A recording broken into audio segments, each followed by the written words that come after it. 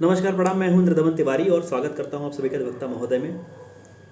कल आप सभी का एलएलबी 5 इयर्स कोर्स में छठा पेपर है और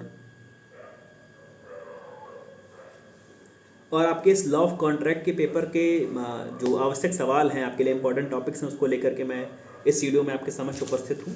तो सबसे पहले एक बार हम सिलेबस अगर देख लें तो आपकी जो पहली यूनिट है फॉर्मेशन ऑफ कॉन्ट्रैक्ट की है, जहाँ पे आपको कॉन्ट्रैक्ट का मीनिंग नेचर पढ़ना होता है, ऑफ़र प्रपोजल की डेफिनेशन, उसके एक्सेप्टेंस के बारे में, रिवोकेशन के बारे में, ऑफ़र और ऑफ़र के जो काइंड्स हैं उसके बारे में, जनरल ऑफ़र, स्पेसिफिक ऑफ़र, ऐसा करके, और एक्सेप्टेंस के बारे में जो उसकी डेफिनेशन है, जो उसकी कम्युनिकेशन रिवोकेशन के बारे में है, प्रोविजनल एक्सेप्टेंस और टेंडर ऑक्शंस के बारे में।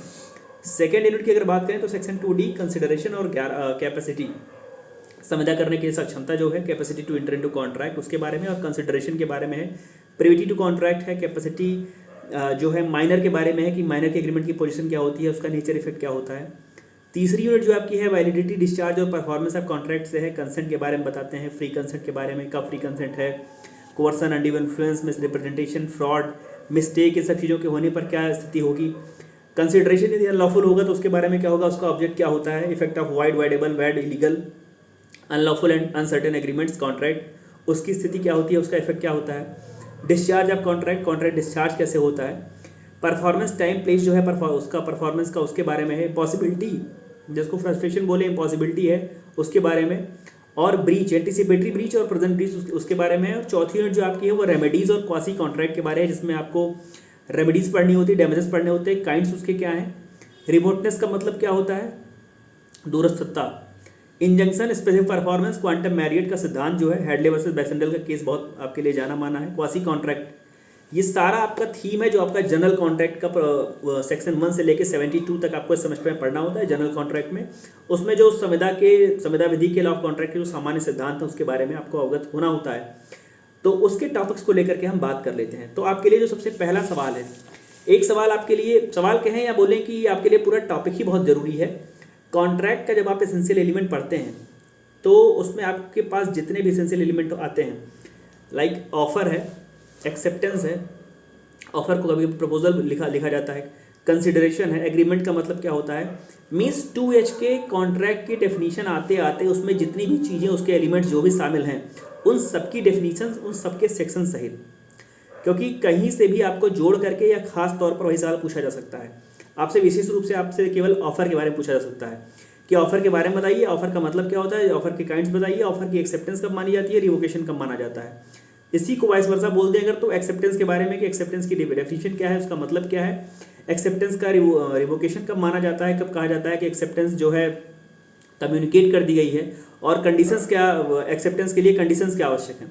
तो जो कॉन्ट्रैक्ट के एसेंशियल एलिमेंट वाली बात है वो आपके लिए पहले सवाल के रूप में बहुत ही महत्वपूर्ण है। कॉन्ट्रैक्ट के जितने भी एसेंशियल एलिमेंट है और ऑफर के बारे में, एक्सेप्टेंस के बारे में, रिवोकेशन, कम्युनिकेशन के साथ। दूसरा जो आपके लिए इंपॉर्टेंट सवाल है वो है कैपेसिटी, क्षमता क्या होनी चाहिए कॉन्ट्रैक्ट करने की। और जब हम कैपेसिटी पढ़ते हैं तो वहाँ पर पढ़ते हैं मेजॉरिटी होनी चाहिए, मेजॉरिटी एज का होना चाहिए पक्षकार। वहीं से सवाल उठता है कि क्या जो माइनर व्यक्ति, जो माइनर बच्चा है, माइनर बच्ची है, वो कॉन्ट्रैक्ट कर सकता है या वो एग्रीमेंट कर सकता है, उसके एग्रीमेंट का इफेक्ट क्या होगा या उसके कॉन्ट्रैक्ट का इफेक्ट क्या होगा। यदि कॉन्ट्रैक्ट है तो कॉन्ट्रैक्ट का इफेक्ट क्या होगा। पहले आपसे हाँ या ना में आपसे सवाल पूछा जाएगा कि क्या बच्चा कॉन्ट्रैक्ट कर सकता है, यदि हाँ तो अपने रीज़न बताओ, यदि ना तो अपने रीज़न बताओ। तो माइनर की पोजीशन वाला ये सवाल। तीसरा जो आपके लिए इंपॉर्टेंट टॉपिक है वो है कंसिडरेशन। कंसिडरेशन में आप सेक्शन 2D में प्रतिफल की कंसिडरेशन की डेफिनेशन कायदे से पढ़ करके जाइए। साथ ही साथ कंसिडरेशन में आप प्रिविटी टू कंसिडरेशन और privity to contract, privity to consideration, privity to contract आपके लिए बहुत ही इंपॉर्टेंट है। आपसे AB करके भी सवाल पूछे जा चुके हैं पिछली बार, और आपसे सीधा सवाल भी प्रिविटी टू कॉन्ट्रैक्ट या प्रिविटी टू कंसिडरेशन से पूछा जा सकता है। इसके साथ ही जो एक सूक्ति है, जो एक मैक्सिम है कि without consideration contract is wide, आपसे पूछा जा सकता है कि without consideration contract is wide, इसका एक्सेप्शन कहाँ पे है, क्या एक्सेप्शन है। तो वहाँ पे आपको सेक्शन 2D और 25 दोनों पर कमांड रखना होगा, वहाँ पे लिखना पड़ेगा। अगले सवाल की अगर बात करें तो क्वासी कॉन्ट्रैक्ट से एक सवाल, जिसको अनजस्ट इन्वेस्टमेंट का जो प्रिंसिपल है, जो मोजेस वर्सेस मैकफर्लन के केस में डेवलप किया गया, क्वासी कॉन्ट्रैक्ट का मतलब क्या होता है, क्या ऑब्लिगेशंस इसमें है, कैसे इस क्वासी कॉन्ट्रैक्ट जनरल कॉन्ट्रैक्ट से इसका अंतर आप कर सकते हैं। 68 से 72 जब आप पढ़ते हैं तो आप पाएंगे कि जो सामान्य संविदा है, जो जनरल कॉन्ट्रैक्ट है, ऑर्डिनरी कॉन्ट्रैक्ट है, उसमें और इसमें अंतर होता है। उसमें इसमें अंतर क्यों होता है? क्योंकि इसमें क्वासी कॉन्ट्रैक्ट में वैसी शर्तें नहीं होती हैं, वैसी फुलफिलमेंट नहीं होता है जैसा कि जनरल कॉन्ट्रैक्ट में होता है। तो कारण भी जानते रहिए, और क्वासी कॉन्ट्रैक्ट 68, 69, 70, 71, 72 ये सारे सेक्शन आप कायदे से पढ़ करके आइए। इसके बाद जो ब्रीच की बात करें तो ब्रीच में जब हम ब्रीच पढ़ रहे हैं तो एंटीसिपेटरी और प्रेजेंट दोनों प्रकार की ब्रीच का मतलब क्या होता है। Anticipatory breach of contract, present breach of contract, इसका मतलब क्या है, इसकी रेमेडीज क्या है। साथ ही साथ जब आप पढ़ रहे हैं तो क्वांटम मैरियट का जो सिद्धांत है, क्वांटम मैरियट का सिद्धांत भी आपके लिए बहुत ही ज़रूरी है। क्वांटम मैरियट और साथ में साथ हेडले वर्सेस जो बैक्सेंडल का केस है उसको भी पढ़ने की आवश्यकता है। उसके बाद जब हम आगे बढ़ते हैं तो एक फ्री कंसेंट का जो आपका टॉपिक है कि फ्री कंसेंट का मतलब क्या होता है और फ्री कंसेंट कहीं कब कही जाएगी। मीन्स फ्री कंसेंट लिखने में आपको fraud, undue influence, misrepresentation, mistake, fraud, इन सब के बारे में लिखना पड़ेगा। तो सबकी डेफिनेशंस को जानते रहिए और फ्री कंसेंट का जो सेक्शन है उसको भी कायदे से पढ़िए। इम्पॉसिबिलिटी और फ्रस्ट्रेशन वाली जो बात है वहाँ से भी आपके लिए एक सवाल बन सकता है कि डॉक्टर ने फ्रस्ट्रेशन का मतलब क्या होता है। 56 में जो चीज़ें हैं वैजरिक कॉन्ट्रैक्ट के बारे में, कंटिजेंट कॉन्ट्रैक्ट के बारे में चीज़ें पूछी जा चुकी हैं, लेकिन जो डॉक्टर ने फ्रस्ट्रेशन है और इम्पॉसिबिलिटी वाली जो बात है इस सबको पढ़ने की आवश्यकता है। यहाँ से आपके लिए सवाल बन सकता है। और जैसा मैंने कहा कि ऑफर एक्सेप्टेंस जब आप पढ़ रहे हैं तो उसकी कम्युनिकेशन, रिवोकेशन, ये सब चीज़ पढ़ करके आइएगा। कभी कभी आपसे सीधे पूछा जाता है कि जैसा मैंने बताया कि ऑफर एक्सेप्टेंस को लेकर के इसकी कम्युनिकेशन कब मानी जाती है, कब माना जाता है इसको रिवोकेशन कब माना जाता है, किस प्रकार से उसका रिवोकेशन किया जाएगा। तो मुझे लगता है कि यहाँ से आपके लिए कुछ सवाल होने चाहिए, ये इसमें से आपको कुछ मदद मिलेगी।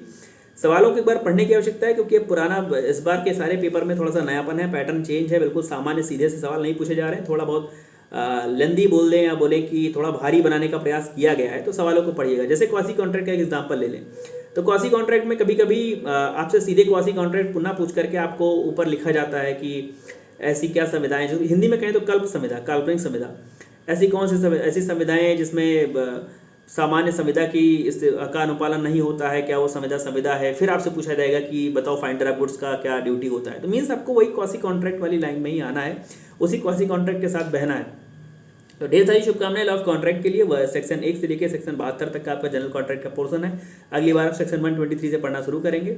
तो भारतीय संविदा अधिनियम की जो 72 धाराएं वहाँ तक के लिए आपको ढेर सारी शुभकामनाएं। आपके मुझे लगता है शायद कल आपका लास्ट पेपर है, हाँ कल आपका अंतिम पेपर है। तो आप सभी के फर्स्ट सेमेस्टर के ख़त्म होने पर भी बहुत ढेर सारी शुभकामनाएं और ऑल द बेस्ट।